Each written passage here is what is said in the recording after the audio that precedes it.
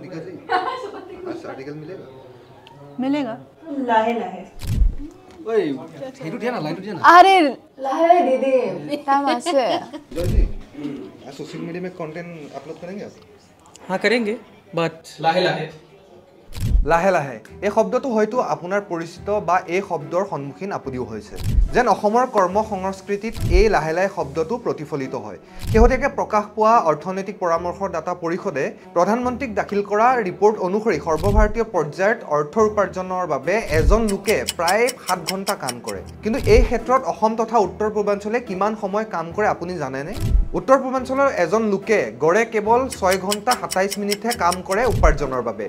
যোনটো বাকি ৰাজ্যৰ তুলনাত বহু গুণেই কম যদি আমি অসমৰ প্ৰেক্ষাপট তুলনা কৰি চাওঁ তেন্তে এজন লোকে মাত্ৰ 6 ঘণ্টা 27 মিনিটহে কৰ্ম সম্পাদন কৰে অৰ্থাৎ গোৱাৰ তুলনাত মাত্ৰ অলপ সময়হে বেছিকে কাম কৰে এজন অসমৰ লোকে দেশৰ তিনিখন ৰাজ্য দামান এণ্ড দিউৱে প্ৰতিদিনে 11 ঘণ্টা 8 মিনিট সময় কাম কৰে দাদৰা আৰু নগৰ হাভেলীয়ে কাম কৰে প্ৰায় 10 ঘণ্টা 8 মিনিট সময় সমান্তৰালভাৱে দিল্লীত এজন লোকে প্ৰতিদিনে গড়ে 8 ঘণ্টা 16 মিনিট কাম কৰে প্ৰকাশ পোৱা এই পৰিসংখ্যাই অসমকে আদি কৰি উত্তৰ পূৰ্বাঞ্চলৰ কৰ্ম সংস্কৃতিৰ প্ৰকৃত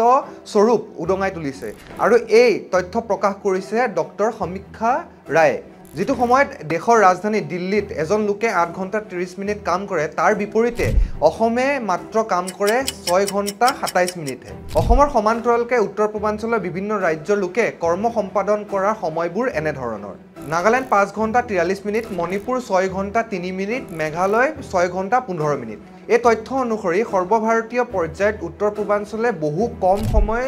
ধন উপাৰ্জনৰ বাবে কৰ্ম সম্পাদন কৰে কিন্তু উত্তৰ পূৰ্বাঞ্চলৰ বাকি ৰাজ্যৰ তুলনাত সিকিমে বেছি সময় কাম কৰে বুলি এই ৰিপৰ্টত উল্লেখ আছে অৰ্থাৎ উত্তৰ পূৰ্বাঞ্চলৰ সিকিম কৰ্ম সম্পাদনত উত্তৰ পূৰ্বাঞ্চলৰ বাকি ৰাজ্যৰ তুলনাত বেছি আপুনি হয়তো লাহে লাহে বা অলপ দেৰিকে কৰিম বুলি কোৱা শব্দটোৰ প্ৰকৃত প্ৰতিফলন বুজিব পাৰিছে হয়তো সেইবাবে অসমৰ মুখ্যমন্ত্ৰী গৰাকীয়ে বাৰে বাৰে উল্লেখ কৰে যে অসমৰ লোকসকলে কৰ্ম সংস্কৃতি শিকিব লাগে বা কৰ্ম সংস্কৃতি শিকাটো আমাৰ বাবে প্ৰয়োজনীয় এই ভিডিঅটো চাই আপুনি কেনেকুৱা পালে কমেন্ট সেকশনত জনাবলৈ নাপাহৰিব আৰু চাই থাকিব ইণ্ডিয়া টুডে নৰ্থ ইষ্ট